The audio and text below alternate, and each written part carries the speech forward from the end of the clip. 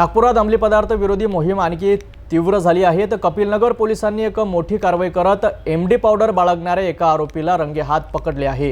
ही कारवाई नेमकी कशी झाली आणि पोलिसांना किती किमतीचा मुद्देमाल जप्त करण्यात आला पाहूया सविस्तर रिपोर्टमध्ये। नागपूरमध्ये अंमली पदार्थ तस्करांवर पोलिसांचा फास आवडला जात आहे। 20 जुलै रोजी पहाटे 2:05 कपिलनगर पोलिसांना मिळालेल्या गुप्त माहितीद्वारे त्यांनी कपिलनगर NIT गार्डन जवळ सापळा रचला। यावेळी त्यांनी एका संशयित व्यक्तीला ताब्यात घेतले। चौकशी अंती त्यांनी आपले नाव वंश विनोद यादव वय 22 वर्ष राहणार कुशीनगर असे सांगितले। पंचासमक्ष घेतलेल्या अंगझडतीमध्ये त्याच्या ताब्यात एका झिपलॉक पन्नीमध्ये 2 ग्रॅम 48 मिलीग्रॅम MD पावडर आढळून आली, ज्याची अंदाजित किंमत 24,800 रुपये आहे। पोलिसांनी आरोपींकडून MD पावडरसह एक मोबाईल फोन असा एकूण 34,800 रुपयांचा मुद्देमाल जप्त केलाय। वंश यादव हा स्वतःच्या आर्थिक फायद्यासाठी MD पावडर बाळगत असल्याचे समोर आले आहे। त्याच्या या कृत्यामुळे त्याच्यावर कलम 22B NDPS ऍक्टनुसार कपिलनगर पोलीस ठाण्यात गुन्हा दाखल करण्यात आलाय।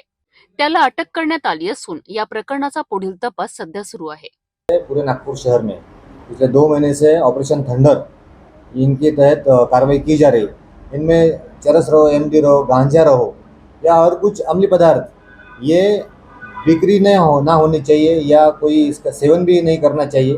इसके साइड इफेक्ट क्या है और अपने परिवार पे, अपने फ्यूचर पे इसका क्या असर हो सकता है, ये सब जानकारी पूरे नागपुर शहर में दी जा रही है और पुलिस प्रशासन के माध्यम से भी इस पर कड़क कार्रवाई की जा रही है। मैं ये माध्यम से सभी जनता से अपील करना चाहता हूँ कि इसकी माहिती मिले आपको तो तुरंत हमें पुलिस स्टेशन को दे और डायल 112 पे दे और ये इसकी कोई अगर माहिती और कहीं मिले तो हमें ज़रूर बताएं, हम तुरंत से तुरंत कार्रवाई करेंगे।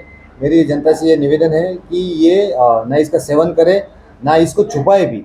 कोई भी आपके आजू बाजू में ऐसा कोई करता है तो तुरंत पुलिस स्टेशन में बताएं।